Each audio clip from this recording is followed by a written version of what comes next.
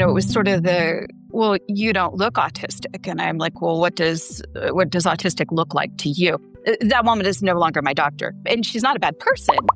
Similar to you, I travel with my AirPods, not because I typically use them for noise when I'm out, but because I've had a couple of experiences lately. We went to the movies and it was so loud that I couldn't settle down. The 3 ways to approach it, kind of a hot meter: cool, warm, and thermonuclear. All right, here we go. I'm going to pretend I'm pushing record because that feels right. Okay, I'm pressing record. Boop.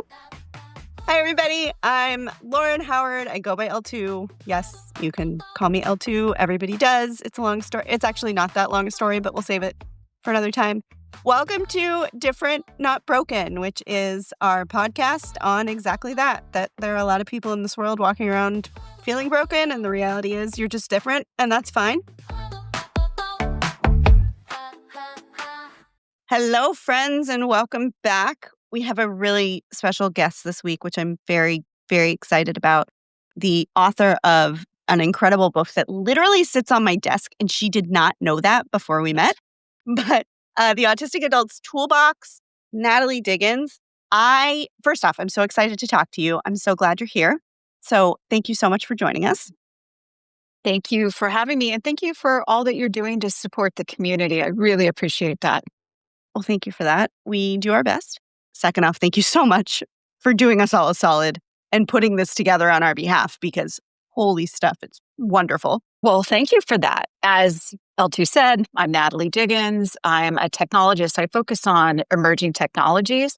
I work in engineering and operations. And basically, if you think about somebody comes up with some technology, make it up, X, and somebody has to figure out how it works, how you operationalize it, and how you scale it. And so that throughout my career has been my job, is to figure out, is basically reverse engineer some technology to figure out how it ticks. So I do that. And because of that, I do a lot of angel investing in deep tech. So these are people, engineers that I've worked with side by side, some of whom went on to found multiple companies, and they've asked me to come back in as either an advisor and or an investor.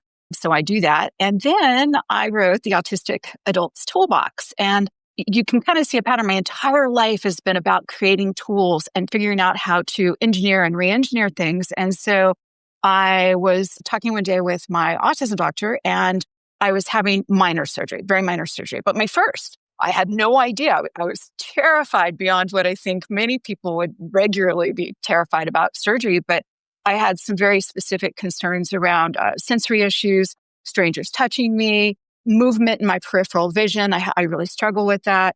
And so I asked her, I said, I don't know how I'm going to get through this. I don't know how I can go to a hospital. I just don't. I can't. What do I do? And she said, well, I think you should write your surgeon a letter and tell your surgeon exactly kind of your issues and how the surgeon can accommodate those, and basically give your doctor a blueprint on how to make this a success for you. And I said, that is brilliant. I love this. She said, great. Could you just point me to an example, a template, a something, and I'll just take whatever somebody else has figured out and I'll just customize it for myself. And she said, I don't know any. I'm like, you're kidding. No, really? There's got to be so many people who are just like me going through this, and we don't want a horrific experience, particularly when we can see what's going to happen ahead of time. So I went online and I researched, and I'm sure there's forms out there somewhere. I couldn't find them. And so I went back to my autism doctor and we talked about it, and she helped me craft my letter, which you'll see in the very back of the book. And it's actually been incredibly helpful. But throughout all of my therapy with her, she kept being surprised at the tools that I call them tools, they're helps, they're little hacks, they're whatever you want to call them. She kept being surprised by them and saying, wow, that's really terrific. I've not seen that before. And so I then came back to her and I said, well, just point me. Where are these tools in general? Forget about the surgery. I need tools. I'm not broken. I just think differently. And I'm not going to be pathologized. It's just like I say in my book, would you expect, a semi-truck driver to be able to get in the cab of a truck without having training or the right tools? Would you expect a baker to be able to bake without having an oven or a cookbook? So why am I any different? I'm not any different. I just need tools. And so with her encouragement, I started documenting all of these things that I've been using for decades. And in some cases, they were no tools, like the letter from my doctor. And in that case, I just pretended I was an engineering problem to solve. And I experimented on myself until I could figure out something that worked. And so then I compiled them all in this book. It's funny, I was having dinner with a girlfriend recently, and she said, "How does it feel to have this out in the world?" And I said, "Every morning I wake up and I want to vomit." And she said, "Why?" And because I don't care what people think of me for the most part. I truly don't. It's not my sexual it's just, it's not something that weighs on me.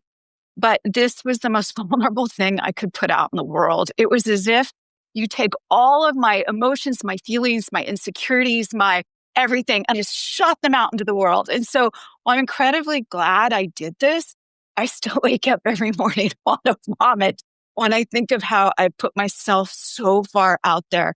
And I'm normally a very private person. So I've shocked my friends, absolutely shocked my friends that I've done this, but they've been incredibly supportive.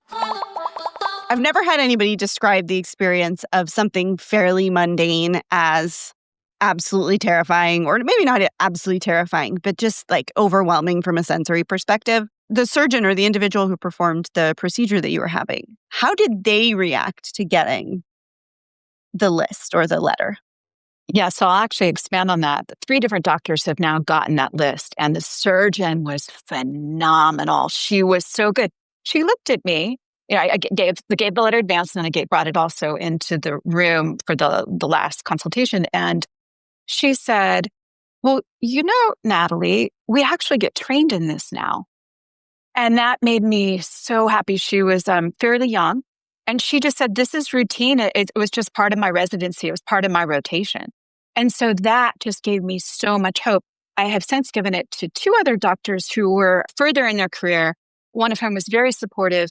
The other basically looked at me like I had 3 heads. And, it was sort of "Well, you don't look autistic." And I'm like, "Well, what does autistic look like to you?" That woman is no longer my doctor. And she's not a bad person. She just doesn't have the training or the capacity. And she could be a good doctor to many others, just not me. So I found that it's so far a wide range. I only have experience with 3 people, 2 very good, 1 just not so great. But then that was a wonderful litmus test. That doctor's not meant for me. You just said the thing that I was going to get to, because I think obviously there is no autistic look. That is not a thing. But how often do you get that from individuals who you disclose to that you don't look autistic? Yeah. So, and again, back in my book, I talk about the 3 ways to approach it, kind of a hot meter: cool, warm, and thermonuclear. So cool is somebody just it really wants to learn and they're curious. I'll spend the time and I'll explain it. And then on the other end, basically, that's the only thing. "Well, you can't, you have to be one of those TikTok girls. You can't possibly have autism." Well, I have zero respect. I will not waste my calories on these people, and I just go nuclear. But I think that one of the mid-range things that I often say is, "Well, I don't look autistic because I'm not a tween boy.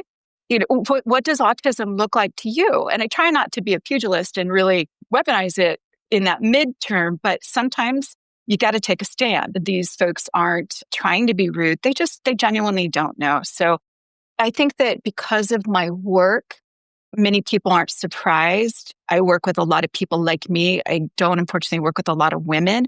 And so anything that I did that was perceived as other, I think got slotted in "Oh, well, she's a woman." I was almost always the woman on a team, the one woman. So professionally, it wasn't much of an issue. I think in my personal life, it can surprise people because I can hit my marks and present when I need to. I can mask. I've learned how to turn masking on and off, which is a survival skill. And sometimes I just want to fit in and I'll mask, but it's my choice. I will not be bullied or shamed into masking. That part of my life is over. But sometimes I do want to mask. It's either easy for me or I don't want to cause sort of distress for somebody, particularly maybe like a grandparent or, somebody of that generation. I don't want to cause them any pain or hurt or have to explain. So I would say professionally, it's not really an issue. I would say personally, often people aren't surprised. But I do think that it is being normalized throughout the world. Some countries, I think, are more ahead of us than here in the US. And we'll say there's obviously a lot of talk with RFK and Tylenol. I think that more people are having those conversations. Our episode last week was literally started with me saying, like, do you think my kids are neurodivergent because I took Tylenol or because I can't wear socks that feel too towely? Yeah. Or your mother withheld, or, I'm really happy whenever resources for anyone on the spectrum are deployed. So I'm really happy if this is what it takes for people with profound autism to get the resources and the support they need.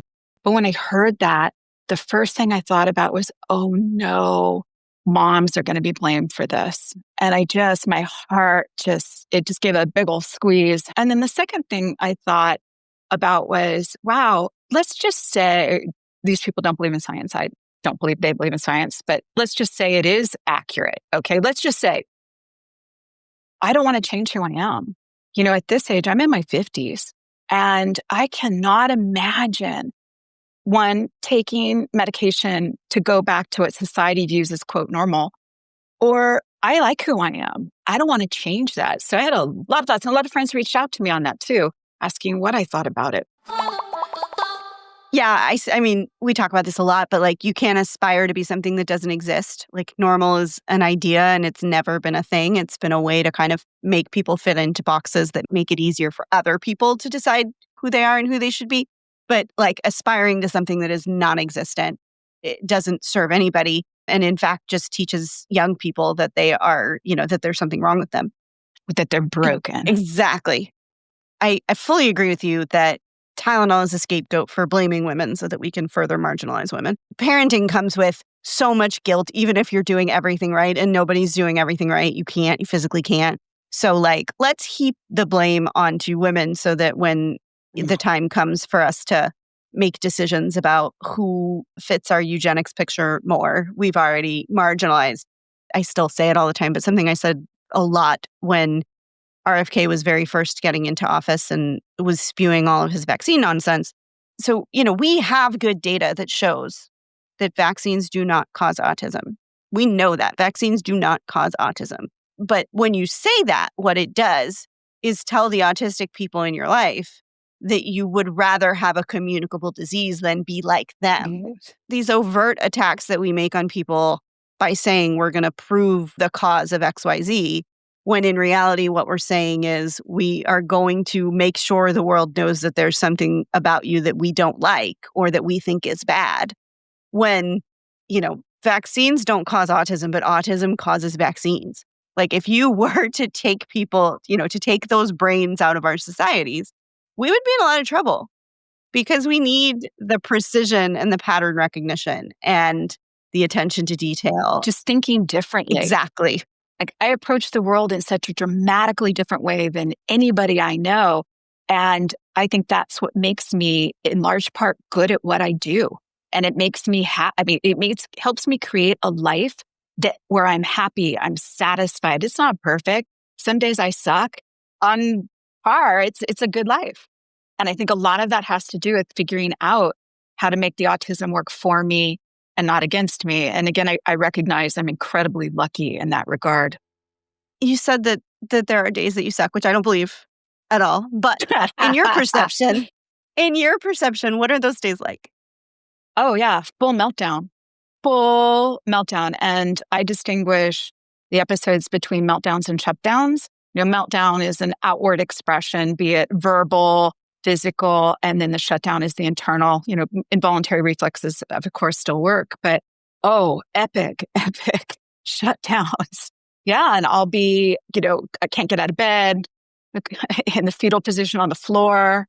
It's tough, but my goal isn't to remove those entirely, because I think that's just an impossible goal. My goal is to reduce the frequency, increase the time between them. And when I do have them, to shorten the duration, to make sure they're not as intense. But just as important is to have my exit strategy of, okay, I'm down, I'm trying to come back. What are the things that I need to come back in a healthy way? And so those are some pretty epic days. I mean, they are days. They're not usually just one sucky day. They can be many days strung together. Now, are they usually precipitated by something like not enough rest or not enough restoration time or something unexpected that happens that triggers you? If you were to look back now, could you see usually like a triggering event or something that you didn't practice enough prior that maybe led to it? Absolutely. 9 out of 10 times, there's sensory issues. So I live in New York City. It's sirens wailing. I carry at least 3 pairs of earplugs on me at all time. Like, your summer coat, your winter coat, they just keep getting heavier and heavier to the full on construction, block out the sun. And so I wear earplugs or iPods or whatever the form factor is almost at all times. And I think that for me personally, that was the single biggest thing that has helped me with the shutdowns is just managing all those sensory issues. And also it's being really deliberate about the places I go. So for example, if I go to a loud restaurant and I have no choice, I cut my duration. And let's say it's somebody's birthday and they've invited me for a birthday dinner, leading up to it, I'll cut my sensory intake, just making sure everything's quiet, the lights are dim. And then I'll go to the event, try to have a good time wearing earplugs. And then on the backside, I will make sure I don't have anything planned that I don't have to do. Obviously, work I have to do, and I prioritize that. But I make sure that I don't have anything elective to do right after that so I can recover. So it's figuring out what my triggers are, managing them as best as I can, but being really deliberate. I don't go to, say, a loud restaurant just because I want to eat the food. I will save myself. I'll save those calories, so to speak, those sound calories, those sensory calories for the things that are really important to me. And my husband and I, we have really figured out a lot of great ways to handle this, which is, let's say we're going out to dinner again, because we're in New York City. We all have tiny apartments and even tinier kitchens. We're going out to dinner, and so that it's fair to him, because I don't want him to always to feel like he has a burden, I'll say, you pick the cuisine, I'll pick the restaurant. So he'll pick whatever cuisine he feels like, but then I'll pick a restaurant that's relatively quiet, and then we're both happy. So it's really managing the sensory issues and then being very, very clear on what the trade-offs are. Just not going to a restaurant because it's cool. You're having a reason to go there and then managing it. So a couple of things. First off, these are on my desk all the time. Yes. Yes. I have children who are baseline loud. They don't like loud noises, but they cannot help but be loud. And so they're with me they're at least on my desk all the time. I am averse to both pants and shoes, so I don't go out a lot. But so they stay on my desk and they're usually okay there. But when I'm going somewhere that I know that it could get loud, they get popped in my purse. The other thing is, similar to you, I travel with my AirPods, not because I typically use them for noise when I'm out, but because I've had a couple of experiences lately, and I don't remember this being too much of an issue before, but now it is. I've had a couple of experiences lately, like we went to the movies and it was so loud that I couldn't settle down. It was like somebody was pumping me with adrenaline just through the speakers. And my husband kept looking at me, and our kids were between us, but he kept looking at me and going like, sit back in your seat. You're like sitting straight. And I'm like, I physically can't. And so I just happened to touch my pocket and realize that I had taken my AirPods out after a call and put them in my pocket instead of in the case. And so I put them in my ears, and they weren't even, I don't even think they had power, but they just did the seal just enough that it brought the volume down enough that I was like, oh, okay. And then I sat back and watched the rest of the movie and it was fine. Who in the world thought that the movie needed to be that loud? Because that's not good for anybody's ears. And I'm like worried about like my children's hearing at this point. But like there was no way I was getting through that whole movie with it that loud. There was no point where that exposure was going to stop irritating me or making me feel activated. The other thing, and this is more of a question that I just don't understand, that I'm sure you do not have the answer to. But did you know that there are people who go to restaurants with live music on purpose? Yes. Because I've recently learned this. Yes. I say to my husband all the time, loud music makes my food taste bad. I can't do it. I don't want to do it. Yeah, no, there's a restaurant we like fairly, not that far down the street from us. And every Thursday and Friday night they have live music. And the guy is actually very good. He sings all of the like late 80s and 90s hits that make me feel all grunge rocky and he's a very beautiful voice and I want nothing to do with it. It's funny though. I love music. So I have a special set of earplugs. They have high fidelity because I love music. I just can't handle the volume. And so I wear those. One more thing I wanted to say on earplugs, I could call them earplugs, whatever you're using, is when I am out, say in a restaurant and I'm wearing them, I'm very concerned that the server will think I'm being disrespectful, that I'm on a call or listening to music.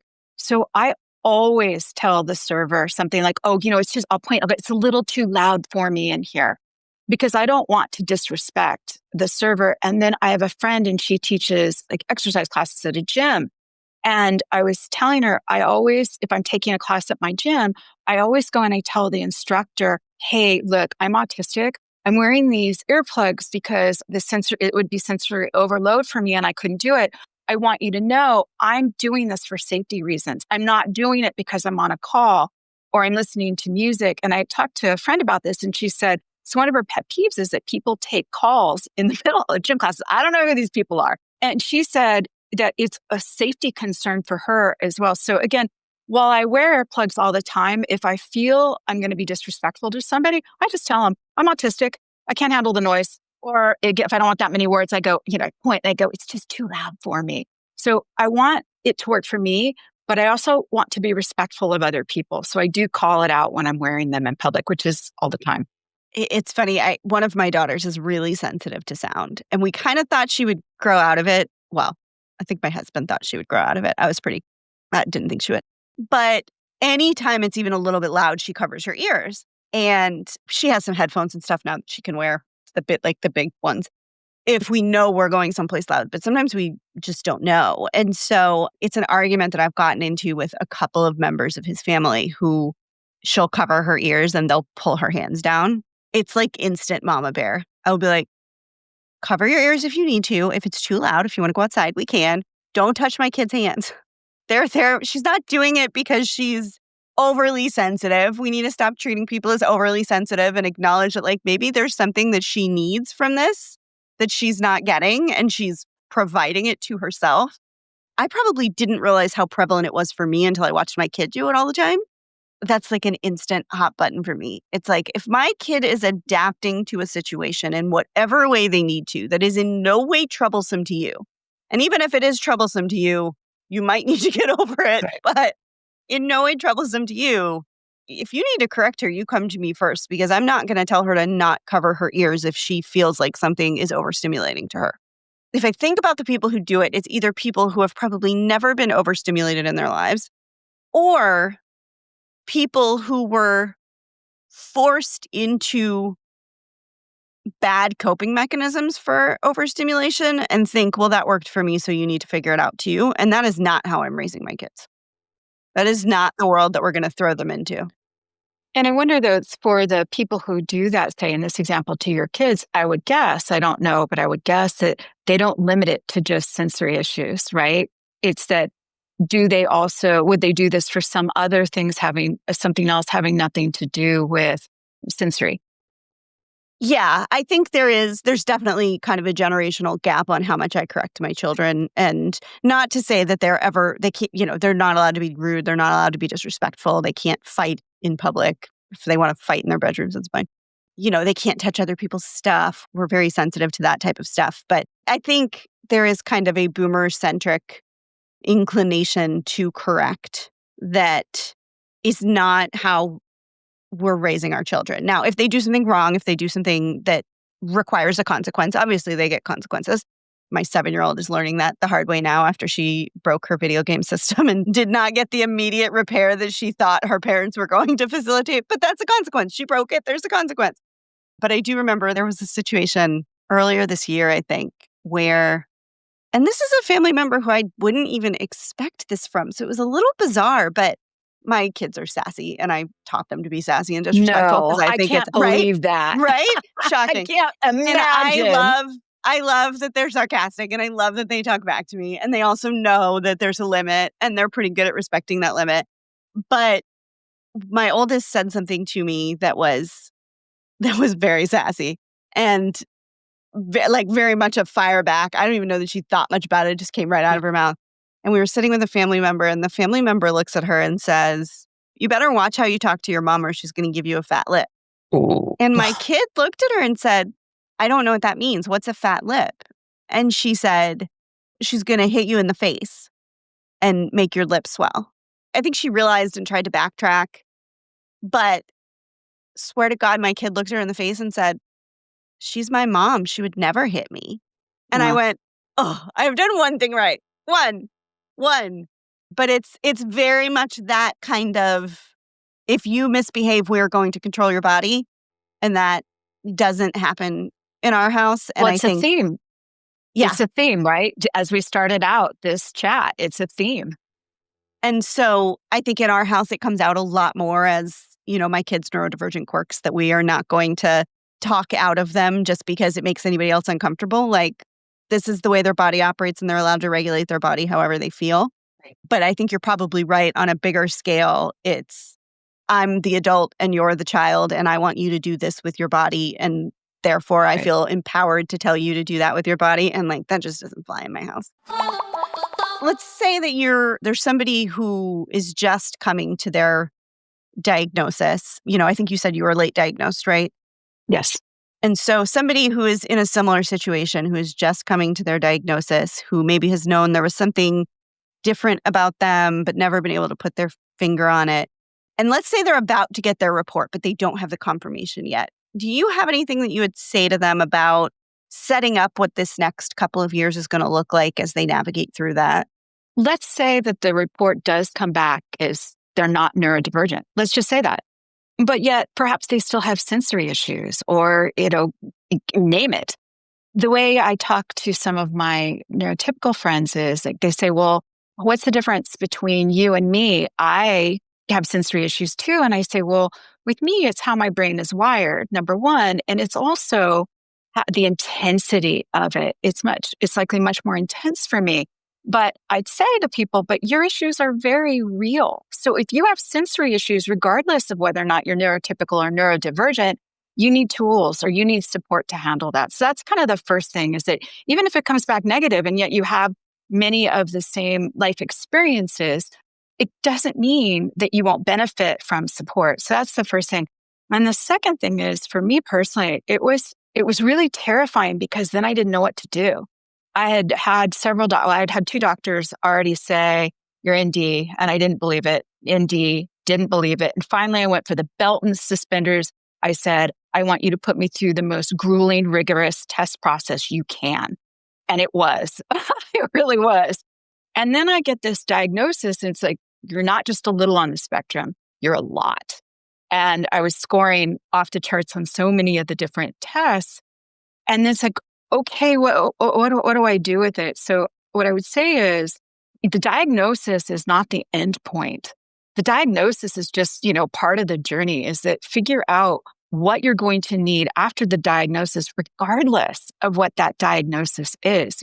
If you've got sensory issues, you've got sensory issues, regardless of what's driving it. So I would say just reach out and get a network of support. I'm incredibly fortunate. I've got great doctors who have just been beside me and supporting me. And I think that's how I'm able now to just have a conversation and not really struggle with it like I used to. So diagnosis is just a point of the journey. A lot more coming. We have so many conversations about this idea of masking and how most of the conversations around them really seem to highlight that it's something you shouldn't do, or it's unfair to you to have to do that. And it's not that I disagree with the intention behind that, but you said something really interesting that I would love to get more information on, which is you sometimes make the conscious choice to do it because that's what you want to do. Talk me through what that part of the journey has been like, and figuring out when it's okay to turn it on and turn it off, and how is that a protective measure? Is that something that you're just more comfortable doing in certain situations, et cetera? Sure. So I'm going to give you experiences that are very New York centric because that's where I live. That's my life. But let's say I get in a cab. I always say, hello, good afternoon when I get in the cab. And I purposely sit myself behind the cab driver so that I'm not expected to make chit chat. Some people, oh, fresh pair of ears. I can't wait to talk to her. I don't choose to mask in those environments because it takes too much out of me. So I try to remove myself from the situation by sitting behind the driver. Now, there may be some, but it's my choice. I have agency. And then I may be going to a social event and it may just be easier for me to blend in. I choose to mask. Nobody makes me mask. And that's something that is, I think, very, very difficult to be able to do. So there's both technically how you do it, but then it's how do you make the decision, right? And everybody's going to have a different framework for that. But I'm very purposeful in when I will mask and when I won't. And I find that I spend much more time with people with whom I don't have to mask. They just love me and accept me, all of my warts and all. And so, yeah, it's just, I am not going to just play a part because somebody expects me to. And frankly, I have to be honest, when I was in my 20s, I didn't have that luxury. I just didn't. I was scratching and clawing. I was putting myself through school. It was survival for me. But now I've earned it. And so I guess what I would say is I talk to a lot of younger autistics and I'm like, oh gosh, please don't worry. It's going to get so much easier. And it's going to get hard. It is. And I really respect what you're going to go through. But trust me, when you get older, you just don't care. You don't care. You've got your priorities. You know what's important to you and you're secure in who you are. And I think that though, again, is neurotypical or neurodivergent. That perhaps is not so dissimilar. So what if someone says to you, I mask anytime I go out in public because that's how I'm more comfortable? I have no issue with that. If that's the person making the decision and they're comfortable, rock on. I have no issue with that whatsoever. That person has agency and control. I completely respect that. I don't want to feel like I'm on the flip side. If somebody tells me you should never mask, that's bad.